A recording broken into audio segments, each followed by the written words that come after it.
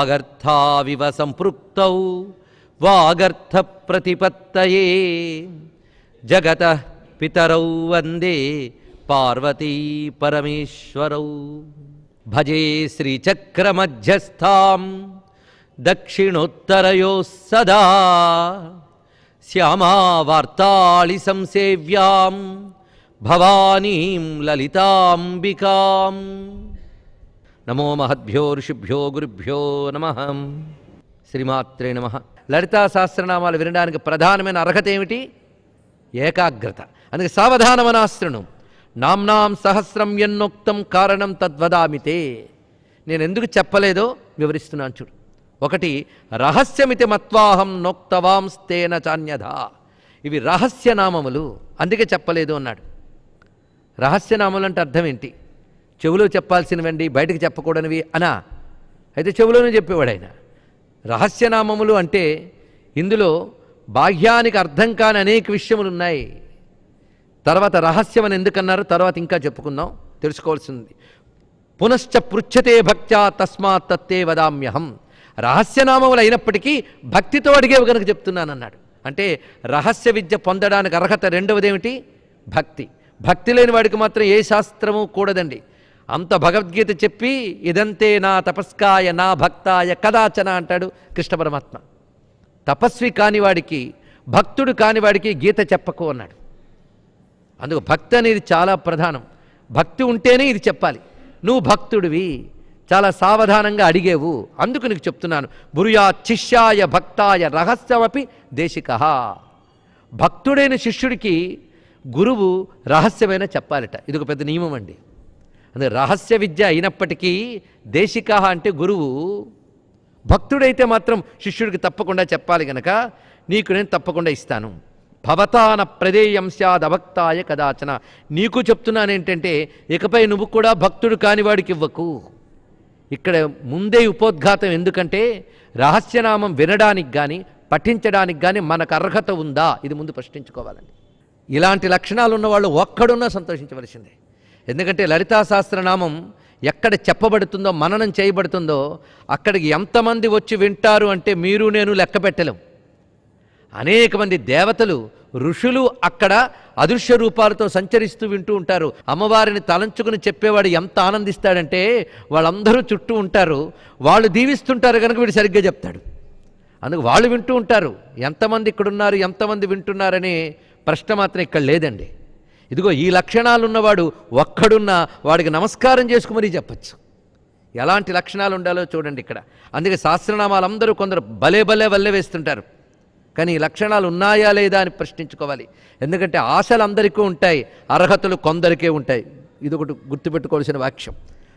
అందరూ ఆశలే, అర్హతలు అంతమందికి. అందుకే ఇక్కడ నా శఠాయ నా దుష్టాయ నా అవిశ్వాసాయ కర్హిచిత్. ఈ లక్షణాలు ఉన్నవాడికి ఇవ్వకయ్యా. ఒకడు శఠుడు, ఇంకొకడు దుష్టుడు, మూడవ వాడు అవిశ్వాసి. శఠుడు అంటే ఇది కూడా మూర్ఖత్వానికి మరో పేరే, మొండితనం అండి. వాడికి ఎంత చెప్పినా మారడు ఒకంతట. వాడు ఇదివరకు ఏ నిర్ణయంలో ఉన్నాడో అదే ఉంటాడట. దీనికి కొంటెవాడని కూడా అర్థం చెప్తారు. అంటే అసలైన అర్థాలు తీయకుండా విపరీత అర్థాలు తీస్తూ వీడు చమత్కారాలు చూపిస్తుంటాడే వాడిని శఠుడు అనవచ్చు. రెండో వాడు దుష్టుడు. వీడు ప్రవృత్తే దుష్ట ప్రవృత్తి. అమ్మవారు ఎలాగో దుష్టదూర అని ఎలాగో చెప్పబడుతుంది శాస్త్రనామాల్లో. ఇక అవిశ్వాసాయ, విశ్వాసం లేనివాడు. కొందరికి సహస్రనామ మహిమ చెప్తే అంటారు కానీ నిజంగా అంత ఉందండి, అయితే వాడిని కూర్చోపెట్టద్దండి వినడానికి. శాస్త్రంలో ప్రమాణం ఏంటి? విశ్వాసమే ప్రమాణం. ఇంకేమిటండి ప్రమాణం? నిప్పు వేడిగా ఉంటుందంటే చెప్పడానికి శాస్త్రం అక్కర్లే, ప్రత్యక్ష ప్రమాణం అది. అతీంద్రియమైన విషయం గురించి చెప్పేటప్పుడే శాస్త్రం ప్రమాణం. శాస్త్ర ప్రమాణాన్ని విశ్వాసంతోనే తెలుసుకోవాలి కానీ సందేహాలతో శంకలతో తెలుసుకుంటామా? అందుకే శఠుడైన వాడికి చెప్పకు, విశ్వాసము లేని వాడికి చెప్పకు, దుష్టుడైన వాడికి చెప్పకు. ఇక్కడ తాను ఆయనకి చెప్పడమే కాకుండా నీ తర్వాత ఇంకెవడికి చెప్పేటప్పుడు జాగ్రత్తగా ఉండవయ్యా అని చెప్తున్నాడండి ఇక్కడ. ఎందుకంటే విద్య పరంపరగా వస్తుంది కదా. అగస్త్యుడికి చెప్తే అగస్త్యుడితో ఆగుతుందా? అక్కడి నుంచి మన దాకా వస్తుంది. అందుకు అగస్త్యుల వారికి చెప్పేటప్పుడు హెచ్చరిక. ఇంత ఉపోద్ఘాత అవసరమండి? ఏకంగా శ్రీమాత అని వెళ్ళిపోవచ్చుగా, వెళ్ళకూడదు. వెళ్ళిపోవచ్చు అంటే ముందు అదే రాసేవాడిగా అయినా బ్రహ్మాండ పురాణంలో. ఇంత అవసరం ఎందుకంటే అంత యోగ్యత మనం సంతరించుకోవాలి. ఒక్కొక్క దాంట్లో ప్రవేశించడానికి ఒక్కొక్క రకమైన సంస్కారం కావాలండి. ఆ సంస్కారం లేనిది ప్రవేశించకూడదు. మన అంతఃకరణాన్ని పదునెక్కించి ఈ సూక్ష్మ విద్యలో ప్రవేశింపజేయాలి మనం. అందుకు ఉపాసకాయ శుద్ధాయ ఎవడికి చెప్పాలంటే ఉపాసకుడికి చెప్పాలి. శ్రీమాతృభక్తియుక్తాయ శ్రీమాతపై భక్తి ఉన్నవాడికి చెప్పాలి. శ్రీ విద్యా రాజవేదినే శ్రీ విద్యా మంత్రం ఉన్నవాడికి చెప్పాలన్నారు. అయితే ఇక్కడ అందరూ మంత్రం ఉన్నవాళ్ళైనా చెప్పచ్చా అంటే దీనికంటూ మరో వాక్యం ఉంది, అక్కడ తెలుసుకుందాం. ఇక్కడ అయితే శ్రీ విద్యా మంత్రం ఉన్నవాడు కానీ లలితా సహస్రనామం చెప్పుకుంటే మరింత ఆనందిస్తాడండి విషయం తెలిసి. అలాగే ఉపాసకాయ శుద్ధాయ ఉపాసకుల్లో కూడా శుద్ధోపాసకులు ఉంటారట. శుద్ధోపాసకులు అంటే ఇంకేమిటో కాదు, ఇక్కడ ప్రధానంగా తెలుసుకోవాల్సింది నిష్కపటమైన భక్తి కలవారు అని అర్థం. కేవలం అమ్మవారు అనుగ్రహం తప్ప మరేమీ చింతన లేని వారిని శుద్ధోపాసకులు అంటారు. ఇలాంటి వాళ్ళు వేళ్ల మీద లెక్కించదగిన వారే. నామ సహస్రకం దేయం ఈ 1000 నామాల విద్యని శుద్ధుడైన ఉపాసకుడికి ఇవ్వు. యాని నామ సహస్రాన్ని సద్యసిద్ధిప్రదాని వేయి వెంటనే ఫలితమిస్తుంది సహస్రనామ విద్య. తంత్రేషు లలితాదేవి ఆస్తేషు ముఖ్యమిదం మునే. ఈ లలితా సహస్రనామ స్తోత్రం గురించి అన్ని తంత్రముల యందు పురాణాల్లోనూ చెప్పబడ్డాయన్నారు ఇక్కడ. అంటే ఆ తంత్రాల్లో పురాణాల్లో చెప్పబడ్డ విషయములన్నీ సహస్రనామముల్లో చెప్పబడుతున్నాయి.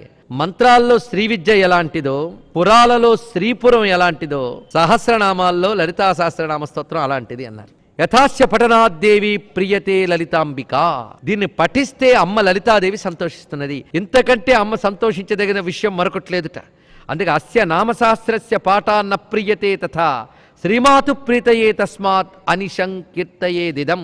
అమ్మవారి ప్రీతి కోసం నిరంతరం దీన్ని పఠించవచ్చు. సహస్రనామ స్తోత్రం కేవలం పఠనానికి మాత్రమే కాకుండా రకరకాల ప్రయోగాలు ఉన్నాయి దీంతో. ప్రయోగము అంటే ఒక్కొక్క సిద్ధి కోసం ఒక్కొక్క రకంగా వాడడం. ఇది ఉత్తరపీఠికలు ఇంకా చెప్తారు, కానీ మనకి ఎప్పటి నుంచి ఉత్తరపీఠిక తొందర లేదు. అమ్మవారి నామాలతో పూజ చేయవచ్చు. ఒక్కొక్క నామాన్ని తీసుకుని జపం చేయవచ్చు. ఒక్కొక్క నామంతో ఒక్కొక్క రకమైన సిద్ధి పొందవచ్చు. ఒక్కొక్క నామాన్ని ఒక మంత్రంగా తీసుకుని కానీ పఠనం చేసుకుంటే ఒక్కొక్క ఫలితం ఉన్నది.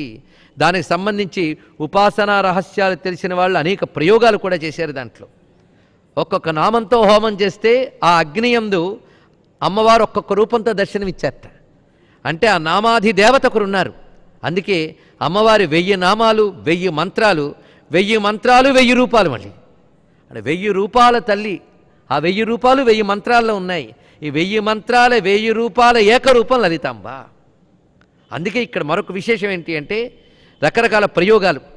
బిల్వపత్రంతో శ్రీచక్రాన్ని పూజించి సహస్రనామం పఠిస్తే చాలా విశేషమయ్యా అన్నారు ఇక్కడ.